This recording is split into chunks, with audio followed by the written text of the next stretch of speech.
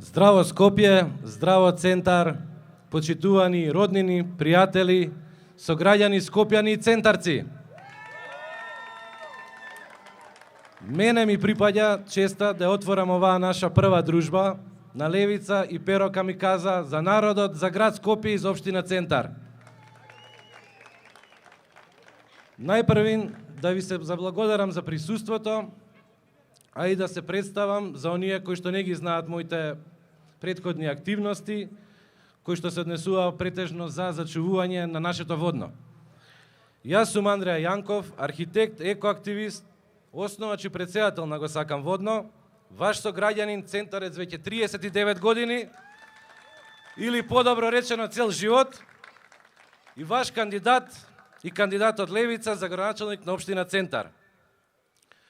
Роден сум и израснат во Центар, целото мое формално образование го имам завршено во мојата општина и тука живеам, творам и го формирав мојот дом и моето семејство. Доаѓајќи тука со моето семејство, се соочив со низа проблеми со кои што се соочуваме сите во Центар. Односно, движејќи се по улица Козара, моравме да возиме по улица уништена од градежните активности. И секако одвај најдовме паркинг место за нашиот автомобил. Но тоа е само еден од низа на проблемите со кои што ги воочувам како архитект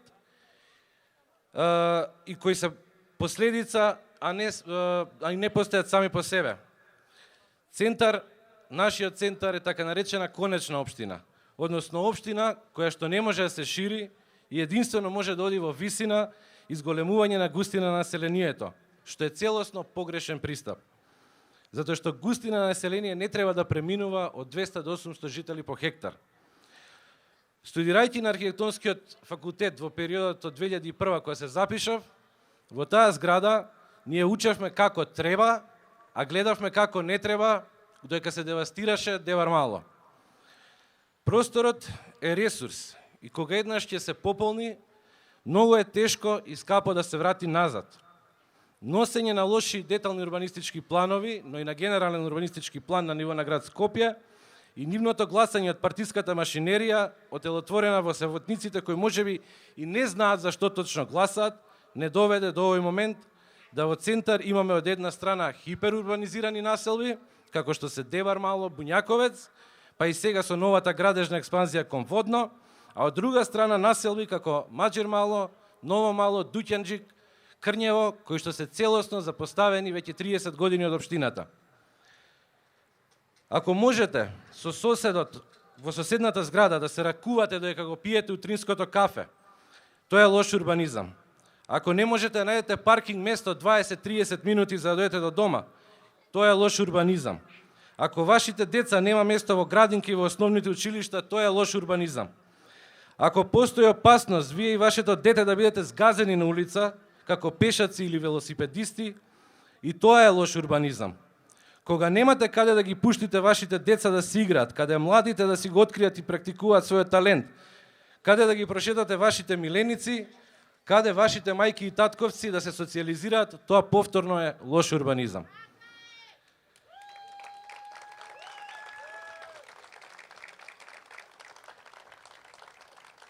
Многу често знаеме да зборуваме за така наречената урбана или подобро речено урбанистичка мафија, како да е тоа некаква фантомска организација и ја кривиме за сите лоши урбанистички решенија, а всушност истата е само олицетворение на корупцијата во просторот преку архитектурата, или кратко речено корупција на дело.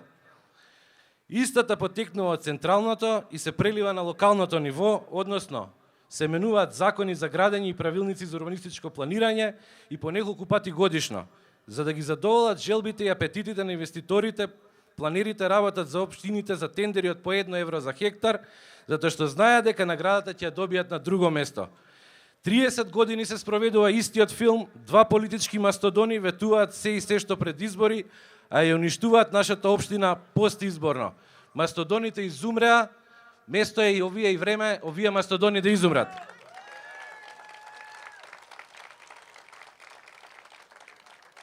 Време е да му ставиме крај на ова. Време е да се изврши ревизија на сите урбанистички планови и истите да се вратат кон самоодржливи, современи и хумани решенија. Решенија каде ќе има доволно простор за се, каде ќе има поголем процент на зеленило наместо топлински острови, каде ќе има безбеден пешачки велосипедски сообраќај, каде детските и инвалидските колички нема да се движат низ автомобили. Долго очекуваната ревизија, која беше најавена и започна, помина само 4 детални урбанистички планови, а 31 стојат се уште во процедура. И дури не се направи особна разлика, затоа што гледам како се пресликуваат проблемите, намерно или ненамерно од порано. Истовремено, на сајтот на општината, дуповите и процедурите се со последен датум од 17.5.2021 година, односно информациите кои се достапни на граѓаните се стари скоро половина година. Таа ревизија треба да се одвива и максимално транспарентно и во соработка со граѓаните. Потребно е самите граѓани да земаат учество во планирање на својата општина по пат на јавни анкети, на ниво на местни заедници и затоа ни е потребна демократизација на локалната самоуправа. Тоа треба да го направиме преку организирање на локални референдуми, иницијативи и граѓански собери, како алатка за планирање на развојот на општината, особено која е во прашање клучни теми за урбаниот развој. Информирани граѓани може да донесат информирани заклучоци и за таа цел ќе отвориме општината да биде достапна секому, со нејзина дигитализација и воведување на двосменско работење и чести отворени денови за средби, што истовремено ќе придонесе и до леснување на секојдневните потреби на граѓаните. Јавните расправи на Советот ќе се снимаат и емитуваат во живо, ќе бидат достапни секому и ќе се одвиваат вон работното време со цел сите граѓани да може да бидат присутни.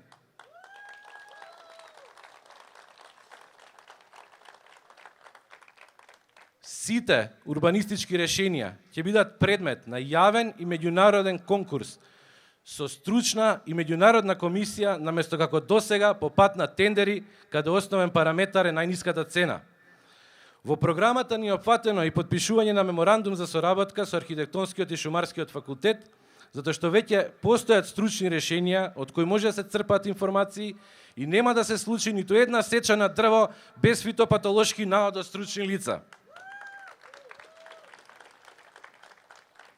Енергетската ефикасност ќе биде еден од нашите приоритети, со што ќе се подобрат условите и намалат давачките на центарци преку пат на обнова на постојните фасади со енергетски ефикасни. Бидејќи нашата програма е обемна, ќе издвојам само дел од капиталните проекти кои ги планираме. Изградба на нова општинска зграда на место на досегашните дотраени бараки, со катна гаража која ќе ги задоволи потребите и на посетителите на градски парк и зоолошка градина. Изградба на нов зелен пазар со задоволителни услови за магацински и санитарни простори и катна гаража, поделен во неколку објекти со што би се овозможила фазна изградба и замена на постојниот пазар без негова дислокација и без да ги вознемириме пазарџиите.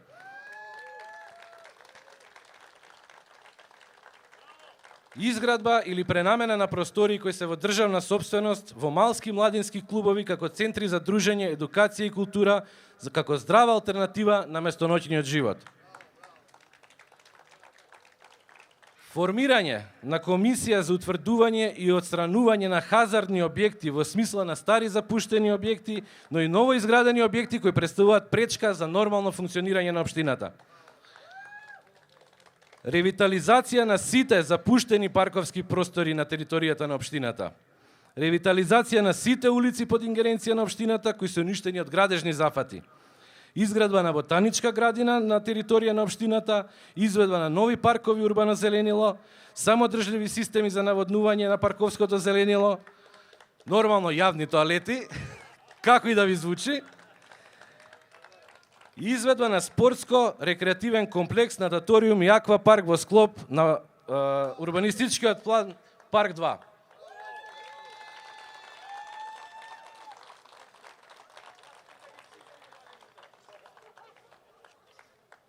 Изведба на хотел за животни со ветеринарен центар со бенефицирани цени за центарци, изведба на центар за рециклирање на ниво на општината и отворање на оддел во општината за координација на згрижување и грижа на малските миленици во соработка со местните заедници. Токму од овие причини, кои што досега ги набројав, центар треба и заслужува да има архитект за градоначалник и во соработка со град Скопје да направиме подобра општина за сите.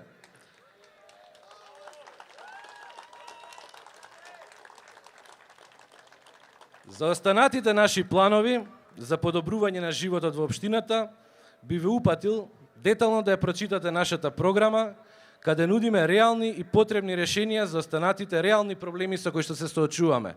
За истите сум ви достапен да разговараме во секое време. Зошто вашиот глас треба да го дадете за Левица, за мене и за Перо Камиказа? Затоа што Левица е олицетворение на мојата генерација, така наречените деца на транзицијата. Веќе 30 години чекаме подобра иднина. Решивме да си ја направиме самите, со ваша поддршка. Затоа што сме некорумпирани, честни, искрени борци, доследни и без претходен багаж. Затоа што настапуваме со љубов кон татковината, желни сме за промена и општиот интерес ни е пред личниот и гледаме долгорочно. Да си го вратиме Скопје и центар на народот. Да го вратиме Скопје и центар на граѓаните. На 17-ти гласајте за Левица, гласајте за мене, гласајте за Перо Камиказа, заокружете 15!